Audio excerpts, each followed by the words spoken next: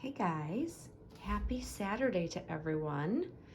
I'm back again, and I have Monroe still in this diaper. Like, obviously, the color of the inside of her stroller throws off her actual coloring, but that's okay.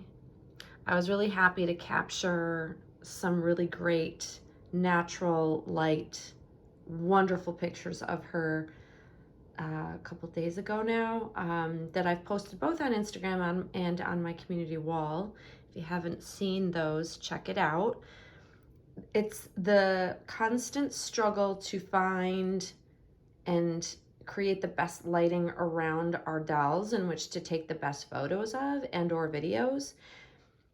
And for me, it's been an ongoing struggle simply because of, I've realized that the play off of the wall colors, surrounding colors will make it very difficult to bring out the true color of the doll depending on what their skin tones are. And I think for a lot of us, we struggle with that. So we're always trying to catch our dolls in pictures in the best lighting to show everyone that can't see them in person, which is basically everyone in my world. I don't have any Dolly people super close to me, so I can't have them all come over and see Monroe in person, or same with Lola. And it's very hard to get the dolls to come across the way that I see them and what they look like in person. And so that's the ongoing struggle I think that we all fuss about with. I hear a lot of people talking about that in videos. We all kind of, we have our own things that we fuss with, I think. And for me, it's always like lighting. Lighting is a struggle. And of course, I have definitely, I've tried different ways to, enhance. Ring lights don't help, like, at all. Like, they're too bright, or it's artificial. And I have found that the only way I want to share my dolls is natural lighting, I think, is always the best way to go for them. And I'm looking at her through the camera. And that's actually a very good depiction of her eye color. It's always so hard to capture it, especially in here in this room. It's very hard to capture because it's just not the right lighting, And she always looks very purpley, blotchy, extra pink. She is not. She's actually got a very beautiful skin tone that never seems to be captured in video. I mean, occasionally it's come close. I have moments where I'm able to share exactly how she comes across.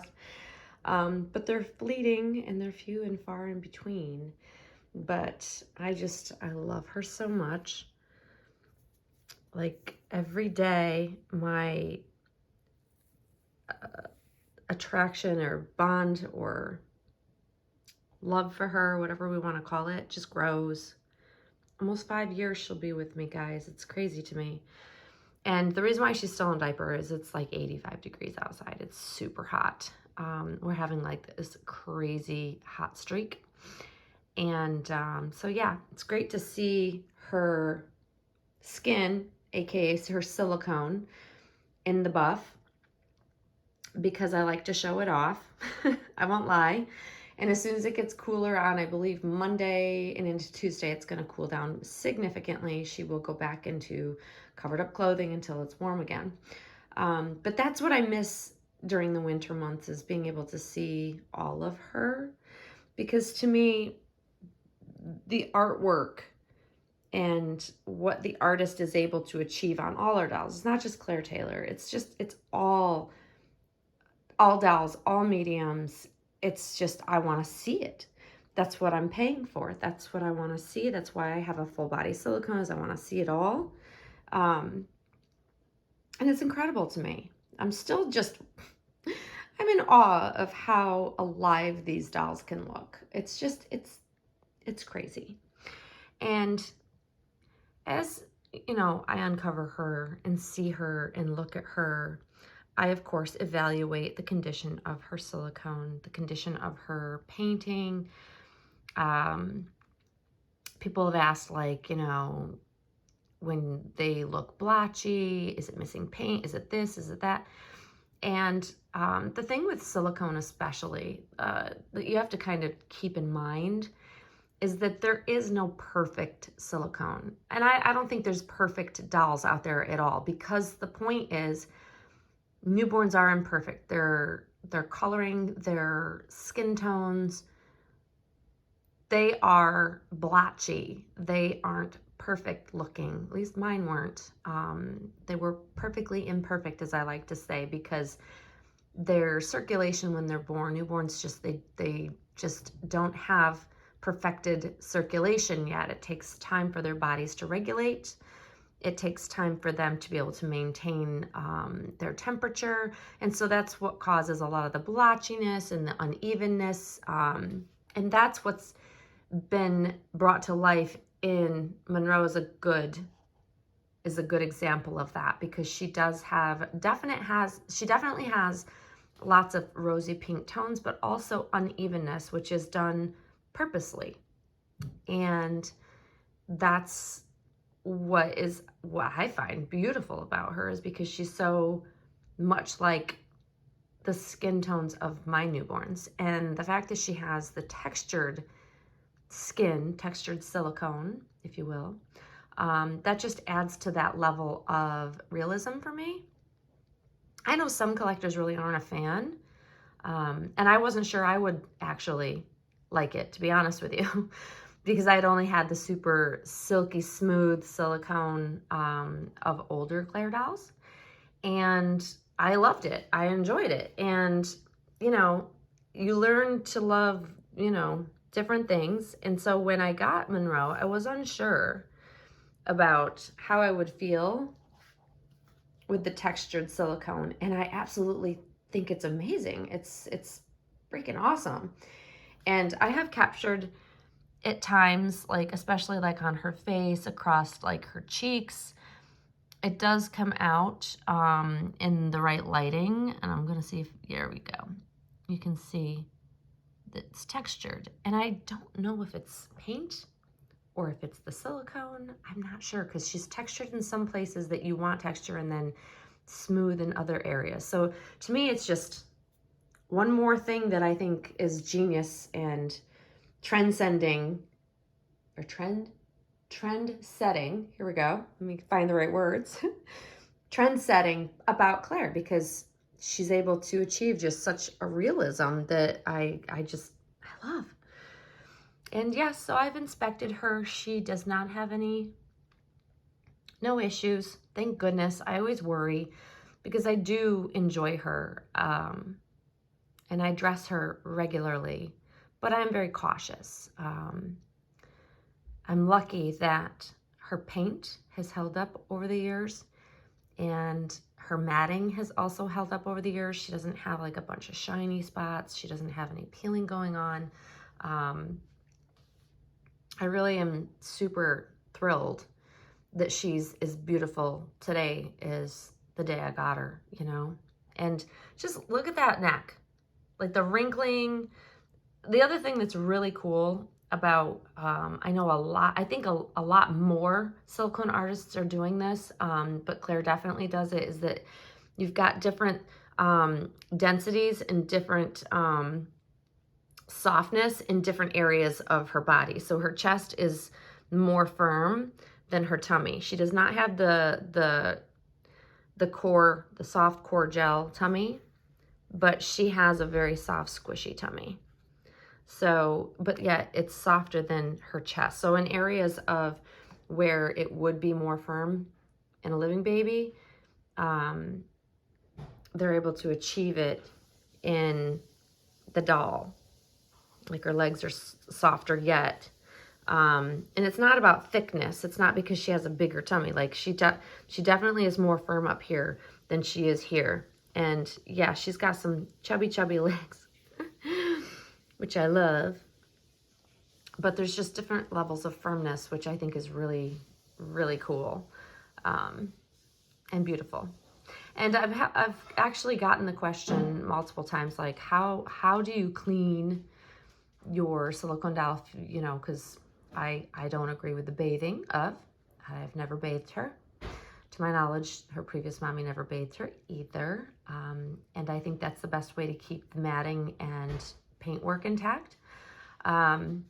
However, how do you clean a silicone doll if you can't get them wet? It's a good question. And what I do is I actually, if, you know, she doesn't get dirty. She might get lint or hairs on her, but she doesn't get dirty. She's not, you know, dust, lint, a hair. Luckily, she's not sticky and doesn't attract all of that, so I don't have a big issue. I know I've had previous silicones, not Claire Taylor ones, but previous other artists' work that they constantly were just covered in lint. They were just like a lint magnet. But I don't have that problem so much with her. However, like, I have to clean her eyes because they, of course, get little bits of dust or whatever floating around. Occasionally there'll be a hair or like something on her. So I usually just generally use a dry Q-tip to gently make sure it's a nice small Q-tip that doesn't have lots of hairiness to it, because there's like cotton that's got like a lot of extra fibers that seem to come out and off on your doll if you're not looking at the tip of the Q-tip. I use a specific brand that tends to be nice and tidy, and it doesn't have little like fibers that come off. And I'll gently just, you know, wipe her eyes so that they're shiny. They don't have any lint or any dust on them. And I do the same like on her eyelids, like, because occasionally I'll see like, I think it's cotton fibers or just like it's not really a hair because it's not hair. It's something floating around that like sticks, you know, you'll see in different spots on like her face or in her ears or in her nose or on her mouth. Anywhere that's like glazed, like her mouth is got a wet look to it, so it's not matte. That's where things may stick, but I just use a Q-tip and I carefully roll it. I don't drag it across. I gently roll it, and just kind of as you roll it, it picks it up, and that keeps her lint-free, dust-free, dirt-free. I don't think she ever gets dirty though. I'm very careful. I keep her covered. That's why this always covers when I'm not in here or looking at her or messing with her or whatever. And that's been a good way to keep her clean. I know that Claire also said that you could use like a dryer sheet, that you know, the dryer sheets you put in your clothing to dry your clothes that makes them soft or whatever. They also, you can gently dab those across silicone dolls, and that'll pick up any lint if you have a doll that tends to collect a lot of lint. I've never had to do that. However, it's good to know should I ever need to, you know. But yeah, I mean, I've been fortunate, but I'm also very, very, very careful with her. I enjoy her thoroughly, but I'm careful, and I think that that's paid off. I think that no collector wants anything to ever happen to their dolls. It's the most scary, upsetting thing if something does happen, and it's not like anybody intends for it to happen. It's usually because they've been misinformed, or they've, you know, it could be that the doll was flawed to begin with, or it wasn't matted correctly. I mean, that's the biggest one that I see, is that you see matting coming off and dolls get lots of shiny spots. Even new dolls. From certain artists, I've received a brand new doll that had shiny spots all over it. And, you know, it's unfortunate, but it does happen. It's nature of silicone. With silicone, there are a lot more things to think about. And with wear and tear, it's more apt to, you know, have potential issues depending on how you handle your doll and how often. And it's also why I just think safe route is to not bathe them. I know that some collectors think it's fine, and that's okay. It's up to each collector, but my personal preference is no, I don't want to wet. I don't want to wet my doll. I don't think it's necessary, and I think it's better for the paint. Yeah, it's just my preference. But each collector has to kind of take on whatever risk that they feel comfortable with and how they handle their dolls. And that's the only way you can move forward, I think, and be comfortable with the way that you collect and enjoy your dolls. Every one of us has different feelings on, you know, the proper way, and that's absolutely 100% fine. I respect other people's decisions if they're different from mine, and that's okay. But I think that this baby is held up so beautifully with a lot of changing of clothes, a lot of handling, and I think it's due to the fact that, you know, I've been very careful. Some say too careful, but you know what? Peace of mind knowing that she's fully intact and just as beautiful as the day she arrived to me is really important to me. So, yeah. But there she is, guys. She won't be naked for very much longer because our weather is about to turn cold, sadly. But today it's like 85 degrees, so in the diaper, that's what she's going to be in. And I can just continue to enjoy seeing her beautiful, beautiful silicone. So anyways, guys, I hope you're having a great Saturday, and you'll see us very soon. We'll be back to do another video very, very soon. Enjoy the rest of your day, guys. Thanks for watching. Bye-bye.